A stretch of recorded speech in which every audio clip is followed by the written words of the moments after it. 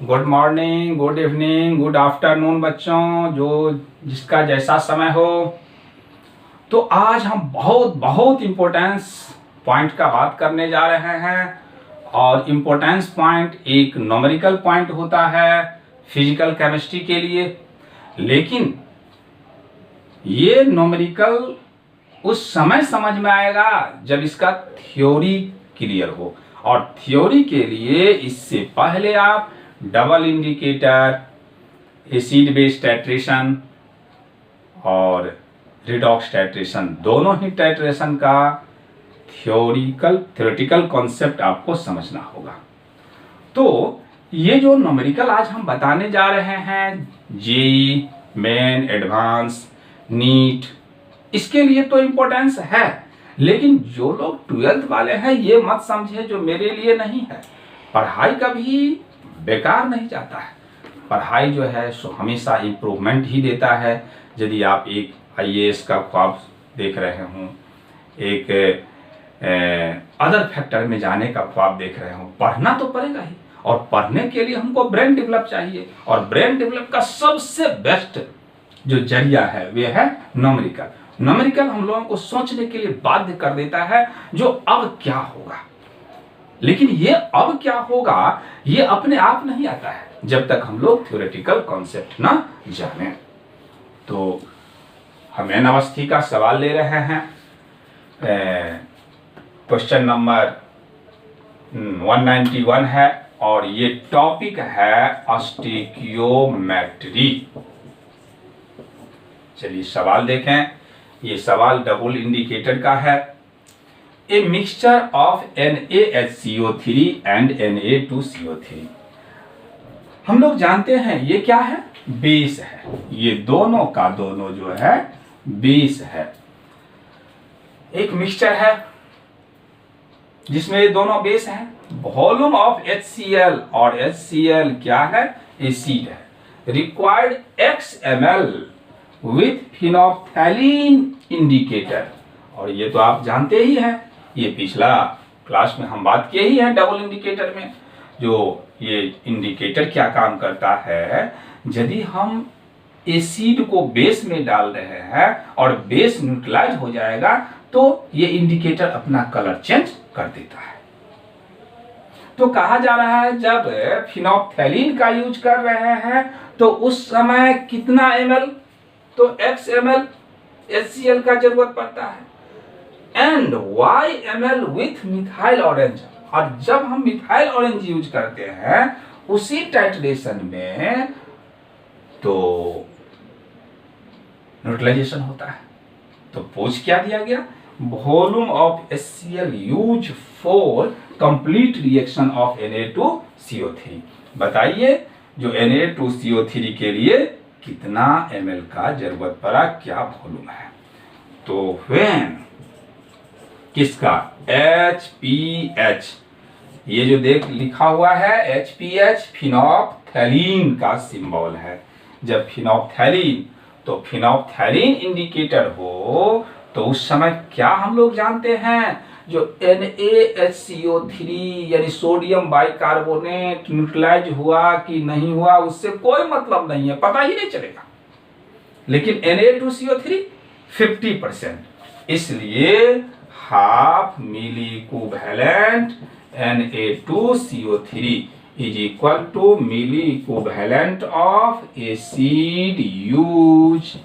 और आप तो जानते ही हैं जो मिली इक्विवेलेंट जैसे ही कहा जाए तो हम क्या जानते हैं, वॉल्यूम इनटू नॉर्मलिटी। वॉल्यूम किस में होना चाहिए, ml में, और नॉर्मलिटी। तो वॉल्यूम तो हमको पता है कितना, x, लेकिन नॉर्मलिटी के बारे में कुछ ना कहा गया। तो हम या तो n कह दें या x कह दें या 1 कह दें। x नहीं कह सकते क्योंकि x इसमें मान लिया गया है। तो हम मान लेते हैं जो 1 है। सपोज, क्या सपोज कर लिए, n इक्वल टू 1। तो जब हाफ मिली इक्विवेलेंट बराबर x हो गया तो milli equivalent of Na2CO3 is equal to कितना, 2x। आगे बढ़ने की कोई जरूरत है ही नहीं क्योंकि यहीं पे हमको जो पता करना था वो तो एक ही स्टेप में मिल गया। लेकिन फिर भी आप लोगों को समझा देते हैं। यदि इससे आगे सवाल रहता तो क्या करते, ये तो हाफ बचा हुआ है क्योंकि हाफ तो न्यूट्रलाइज हो गया, तो कहते half milli equivalent Na2CO3 plus milli equivalent NaSCO3 is equal to Y। लेकिन आगे बढ़ने की कोई जरूरत नहीं है क्योंकि वैसा सवाल नहीं है। तो बच्चों हम लोगों को क्या मिला आंसर 2x। तो आप न्यूमेरिकल से कभी डरे नहीं, क्योंकि आप जानते हैं जो भी किशोर सर जो है न्यूमेरिकल को खोज खोज करके गर्दन पकड़ पकड़ के क्लास में बनवाते थे। इसी तरह से आपके साथ वैसा ही हम बात करेंगे जैसा आपको क्लास में बात कर रहे थे। आप ये समझे ही नहीं जो भी किशोर सर हमसे दूर है, सिर्फ जरूरत है आपको मेहनत करने की, आपको भूख जगाने की। आपके पास ये ऐसा होना चाहिए जो हाँ अब वीडियो अपलोड होगा, भी किशोर सर का अपलोड होगा, एकदम पूरे फुल्ली तैयार रहना है। क्योंकि अब ऐसा लॉकडाउन का सिचुएशन आ गया, अब 17 मई तक हम लोगों को इसी तरह से बंधे हुए रहना है। तो अब तो टाइम को यूटिलाइज करते जाना है।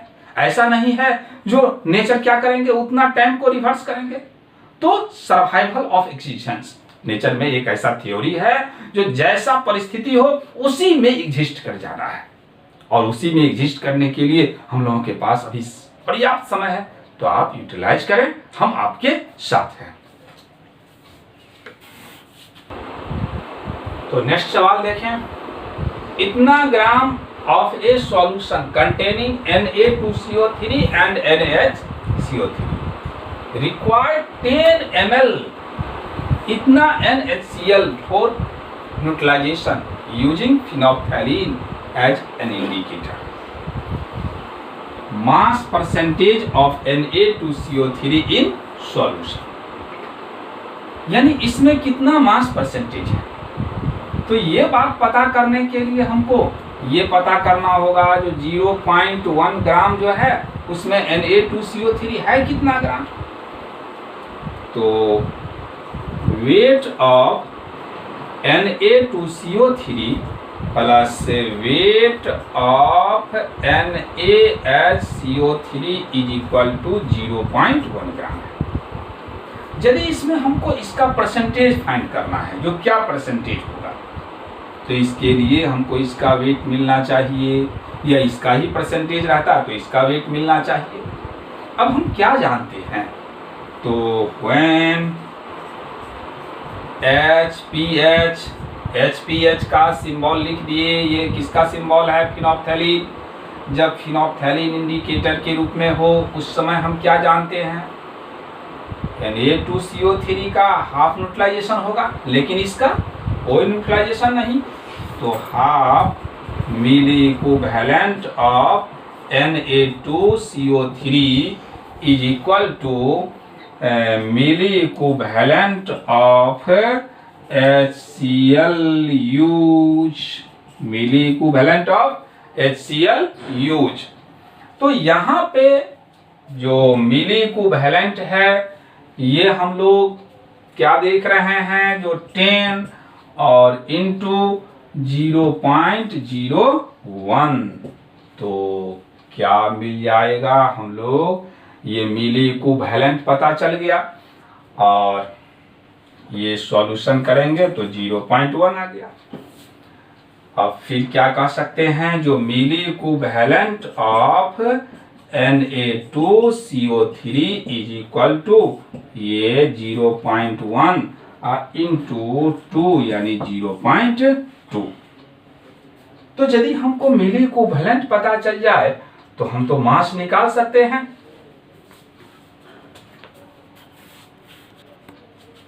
तो मिली इक्विवेलेंट के लिए मिली इक्विवेलेंट ऑफ Na2CO3 यदि कहा जाए तो हम क्या जानते हैं, gram equivalent of Na2CO3 into 1000, और ग्राम इक्विवेलेंट यदि कहा जाए तो weight of Na2CO3 divided by equivalent weight of Na2CO3 into 1000। Equivalent weight Na2CO3 तो जानते हैं, equivalent weight Na2CO3 is equal to 106/2 यानी 53।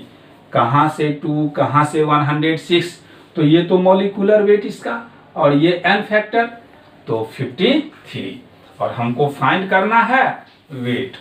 तो मान लेते हैं let weight of Na2CO3 in mixture में x ग्राम मान लेते हैं, क्योंकि दोनों का सम हम देखे हैं 0.1 के बराबर।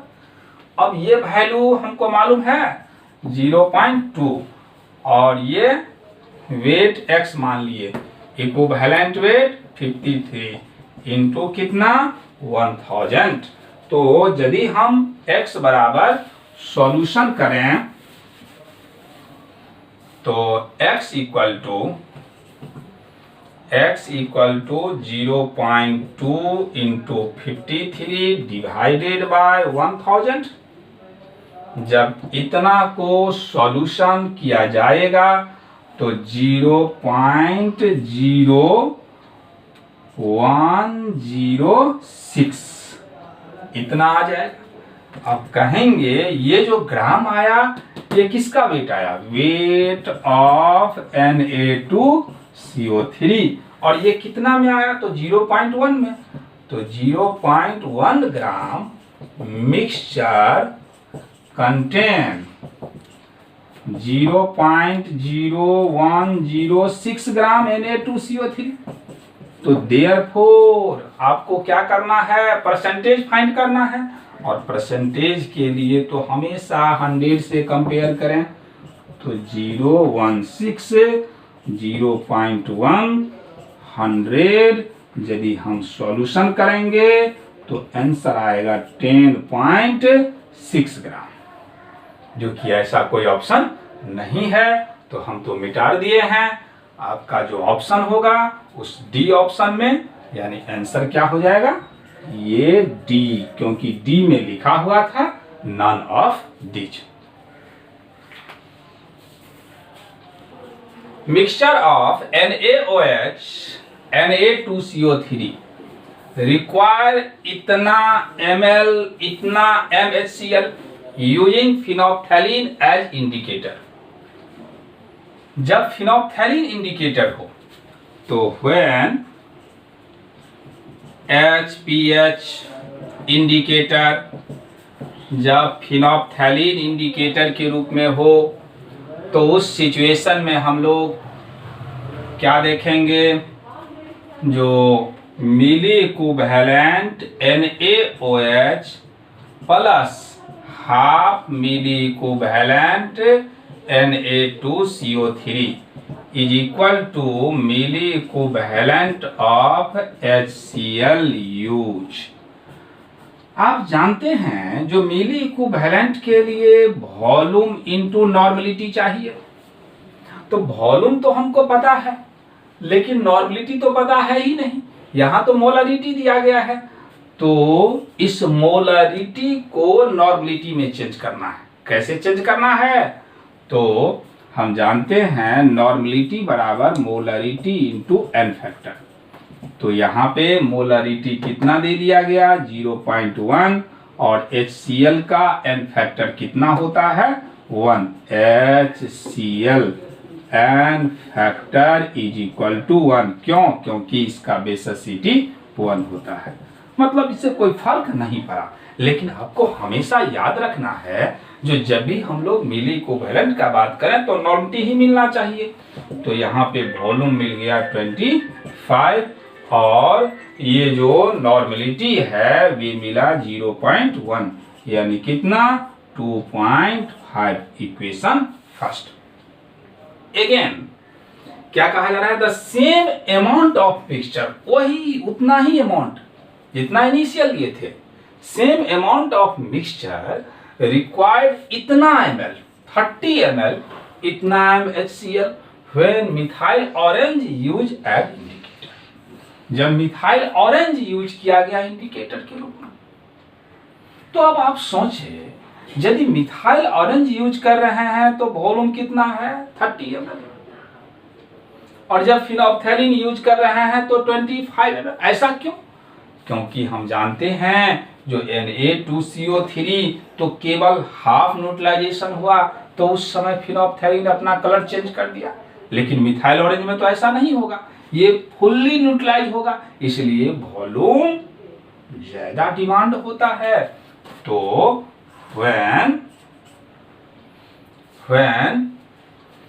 and MEOH मिथाइल ऑरेंज, तो मिथाइल ऑरेंज यूज करेंगे तो क्या कहेंगे, मिली equivalent of NaOH plus milli equivalent of Na2CO3 is equal to milli equivalent of HCl use. अब यहाँ पे वॉल्यूम कितना, तो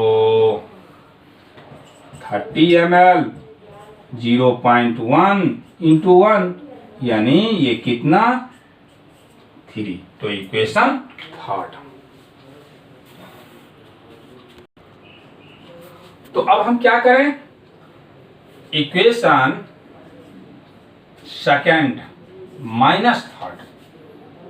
तो इक्वेशन सेकंड माइनस थर्ड यदि हम करें तो हम लोगों को क्या मिल जाएगा, half milli equivalent Na2CO3 is equal to इधर 3 माइनस 2.5 यानी 0.5। तो कह दें जो मिली इक्विवेलेंट ऑफ Na2CO3 यदि कहा जाए तो ये 1 मिला। और हम जानते हैं जो किसी का मिली इक्विवेलेंट मिल जाए तो आसानी से हम निकाल सकते हैं वेट।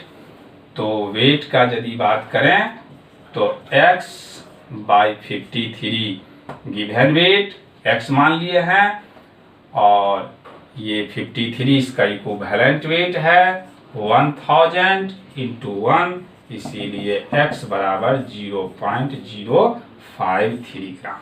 लेकिन हम लोगों को तो मोलर रेशियो फाइंड करना है, इसीलिए यहीं पे हम मोल निकाल लें।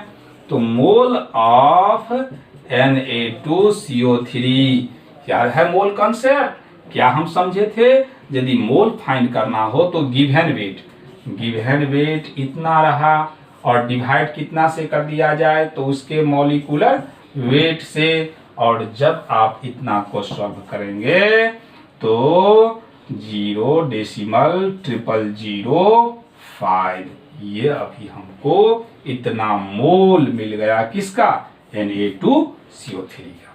अब यदि हमको मोल NaOH का पता चल जाए तो सवाल बन जाएगा। तो यहाँ पे आप देखें जो ये हाफ मिली इक्विवेलेंट बराबर इतना मिला है, तो फ्रॉम इक्वेशन फर्स्ट में क्या देखे हैं, मिली equivalent of NaOH plus half milli equivalent of Na2CO3 is equal to क्या मिला था 2.5। तो ये वैल्यू तो मिल गया है कितना 0.5। तो इसलिए मिली इक्विवेलेंट ऑफ NaOH प्लस 0.5 2.5 यानी मिली इक्विवेलेंट ऑफ NaOH यदि कहा जाए तो 2.5 माइनस 0.5 यानी 2। अब क्या हम जानते हैं जो जैसे ही हमसे क्या मिल जाए मिली इक्विवेलेंट मिल जाए तो यहाँ पे फिर हम कह देंगे जो इसका वेट जो है इस बार क्या मान लेते हैं y बाई 40 कहाँ से आ गया, तो इसका इक्विवेलेंट वेट इनटू कितना लेते हैं 1000 इज इक्वल टू 2।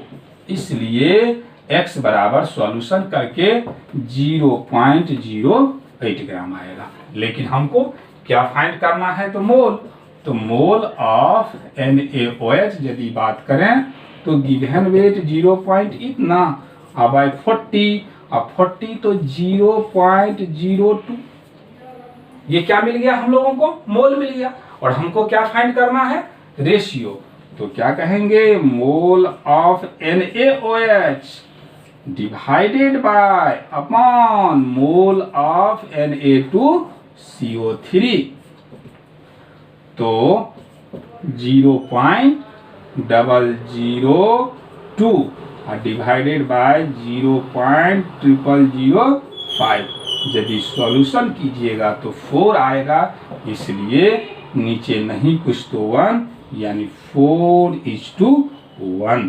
कौन सा ऑप्शन मिला आपको? तो सी। आंसर हम लोगों को सी मिला। तो इस तरह से ये कंप्लीट हो गया इतना बड़ा सवाल।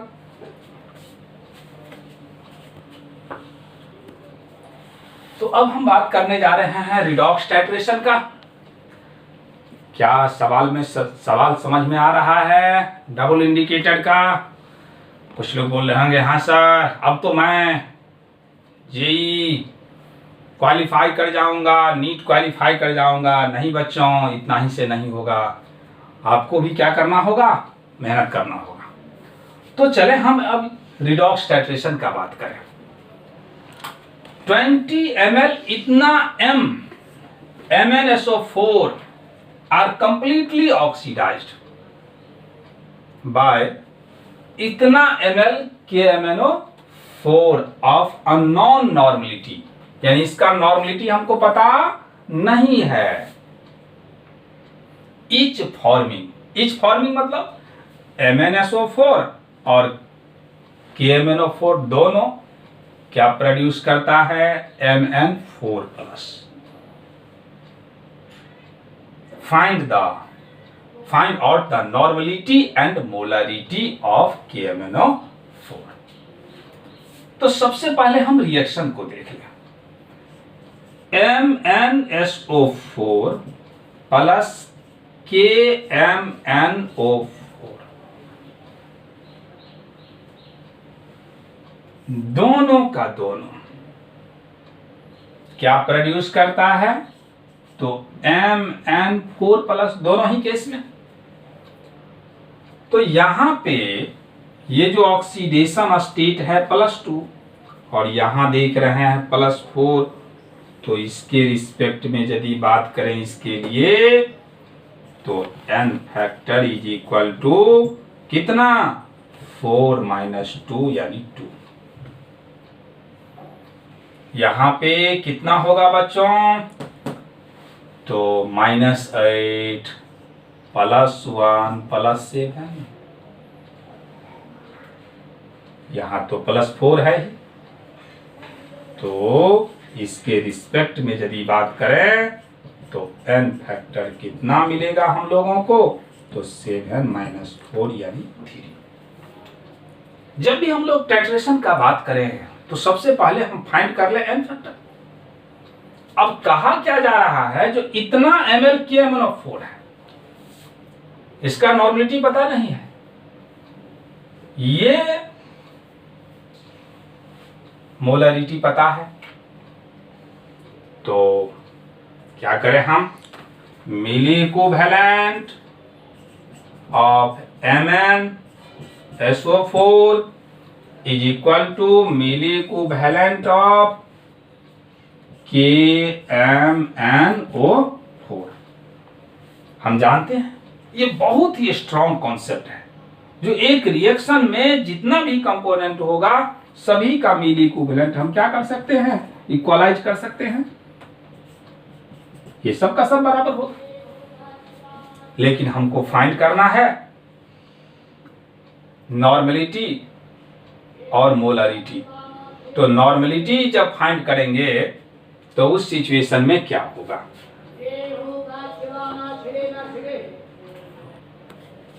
तो यहां पे मिलीकोवैलेंट के लिए हम क्या जानते हैं? Volume into normality. Volume into normality, volume दिया हुआ है 20, लेकिन क्या नॉर्मलिटी है? ये तो मोलरिटी है। और हम क्या जानते हैं? जो नॉर्मलिटी बराबर मोलरिटी इनटू क्या होता है? n factor. तो मोलरिटी 0.2 और n फैक्टर, तो n फैक्टर देख लें, यही है 2 इज इक्वल टू वॉल्यूम कितना? 16 और इनटू कह देंगे नॉर्मलिटी, क्योंकि इसका हमको फाइंड ही करना है। तो देयरफॉर कह दें जो नॉर्मलिटी बराबर सॉल्यूशन करने के बाद आ जाएगा 0.5। और यदि नॉर्मलिटी आ गया तो नॉर्मलिटी बराबर मोलरिटी इंटू n फैक्टर, तो नॉर्मलिटी रहा 0.5, मोलरिटी निकालना है और आप देख लें जो n फैक्टर कितना आ गया इस केस में, तो KMnO4 का निकालना है, तो KMnO4 का n फैक्टर आ गया 3, इसीलिए m इक्वल टू कितना मिला, तो 0. यहाँ पे ये 0.5 मिला और 0.5, तो 0.5/3, तो 0.167।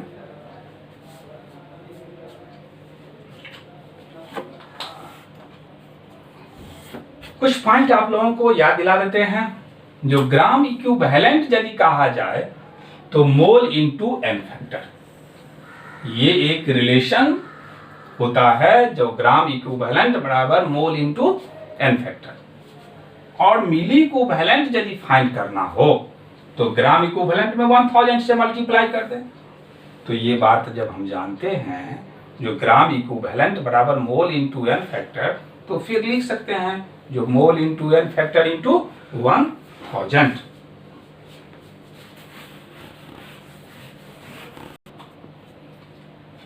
An element A in A compound, कोई भी कंपाउंड होगा एलिमेंट से बना हुआ होगा, ये कंपाउंड है ABD, ये कंपाउंड है ABD, एन ऑक्सीडेशन नंबर इतना, यहां पे ऑक्सीडेशन नंबर जो है वे n-, it is oxidized by Cr2O7, Cr2O7 से डाइक्रोमेट से रिएक्शन कर रहा है। कौन सा मीडियम में, तो एसिडिक मीडियम जिसका रिप्रेजेंटेशन H+ से। कहा जा रहा है इट ऑक्सीडाइज्ड, इसका मतलब खुद ये क्या हो रहा होगा, रिड्यूस। और हमको याद रखना है जो क्रोमियम जो है +3 ऑक्सीडेशन स्टेट जाएगा, तो यहां पे जो A का कुछ ना कुछ क्या होगा, ऑक्सीडेशन स्टेट होगा। मान लेते हैं जैसे ही यहां पे आप देखें जो ये माइनस में है, और यदि ये ऑक्सीडाइज्ड होता है मतलब ऑक्सीडेशन होता है, ऑक्सीडेशन कहें या ऑक्सीडाइज्ड कहें, तो ऑक्सीडेशन नंबर क्या होगा, बढ़ेगा। और यहां पे देख लें जो यहां +12 और यहां +3, यानी 1 पे बात करें तो +6 और ये +3, ये रिड्यूस हुआ, ये रिडक्शन हुआ, तो इससे तो बढ़ेगा ही, और बढ़ेगा तो मान लेते हैं A+। तो अब जो यहां पे हम n फैक्टर बात करें इसके रिस्पेक्ट में, तो n फैक्टर निकालने के लिए हमेशा अधिक में से कम को घटावे, तो A माइनस, ये तो ऑलरेडी माइनस में है, तो -n यानी A+n। यहां पे चलें देखें, यहां पे n फैक्टर निकाल लें, तो ये 2 है तो यहां भी 2 लगाना पड़ेगा, और यहां 2 तो +6, तो n factor is equal to 12 - 6 यानी 6। तो अभी हम लोगों को n फैक्टर मिला है। आगे क्या कर रहा है, इन एन एक्सपेरिमेंट इतना मोल K2Cr2O7, इसका मोल दे दिया गया, वाज रिक्वायर्ड फॉर इतना मोल ऑफ कंपाउंड, और इसका मोल दिया गया, तो कैलकुलेट करना है ऑक्सीडेशन स्टेट। तो हम क्या अप्लाई कर दें, मिली equivalent of ABD is equal to milli equivalent of Cr2O7। और जैसे ही मिली इक्विवेलेंट, तो अभी आप देख लें जो क्या हम समझाए हैं, जो मोल इंटू n फैक्टर, तो मोल इंटू n फैक्टर और इंटू 1000 इक्वल टू, यहां भी तो ऐसा ही बात करेंगे, मोल इंटू n फैक्टर और इंटू 1000। तो ये 1000 से कोई मतलब नहीं, अब जरूरत है मोल, तो दोनों का मोल दिया हुआ है। तो क्या हम देखें, जो मोल हमको मोल दिया हुआ है ABD का 3.2 इंटू 10 के पावर 3, और इससे हम मल्टीप्लाई कर दिए n फैक्टर, और n फैक्टर हम निकाल करके देखे हैं जो a प्लस n। अगेन मोल कितना, तो 1.68 10 के पावर -3, n फैक्टर कितना मिला है इसके केस में 6। तो a प्लस n का सॉल्यूशन करें तो 3 आएगा, इसलिए a बराबर 3 माइनस n, यही हम लोगों का आंसर रहा।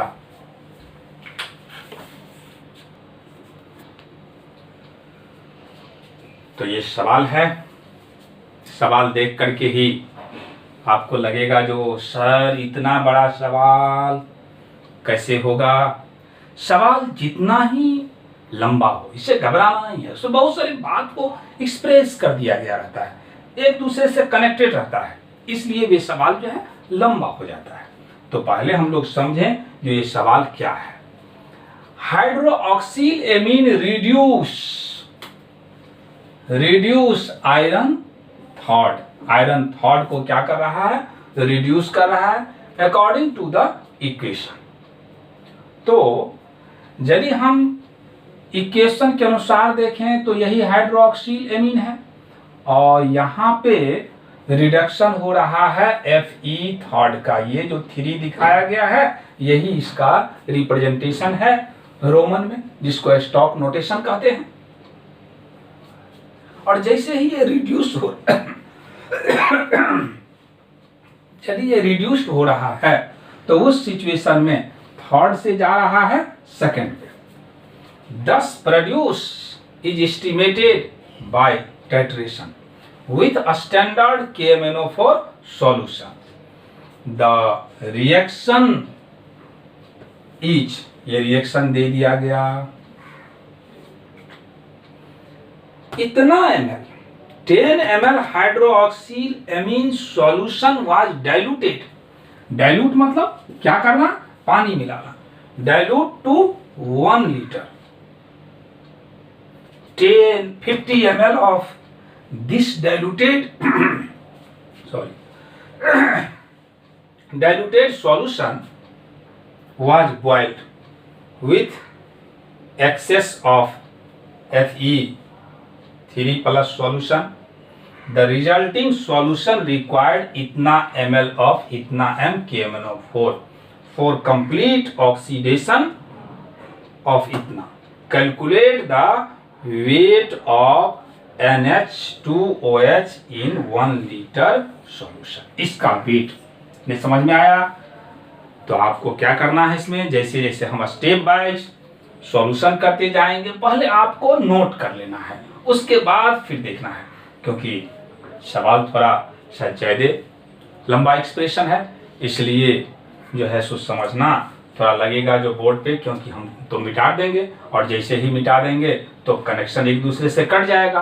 तो इसलिए बेटर तरीका है जो आप क्या करें, इसको सबसे पहले कॉपी पे नोट कर लें और नोट करने के बाद ही समझें जो सवाल किस तरह से होगा।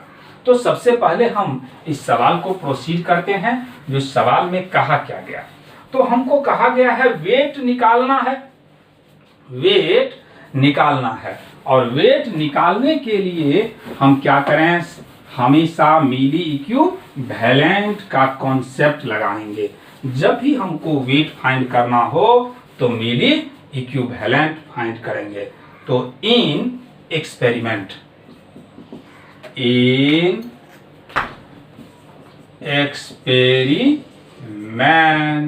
और यदि एक्सपेरिमेंट में बात करेंगे तो only 50 ml sample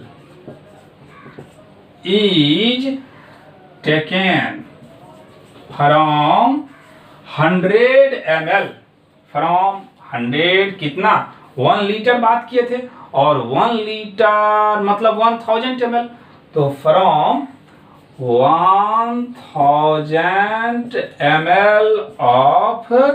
ml of solution, मतलब जो 1000 ml जो डाइल्यूटेड सॉल्यूशन बना है, ये कौन सा सॉल्यूशन है? Diluted solution, diluted. उसमें से सिर्फ हमको कितना ml लेना है? तो 50 ml। तो कंसीडर 50 ml डाइल्यूट सॉल्यूशन। तो जब भी आपको सवाल बनाना हो तो रिएक्शन को फिर एक साथ कर लें, और रिएक्शन एक साथ में क्या देखे हैं? हाइड्रोक्सिलेमीन जो है आयरन 3 को क्या कर देता है? रिड्यूस कर देता है।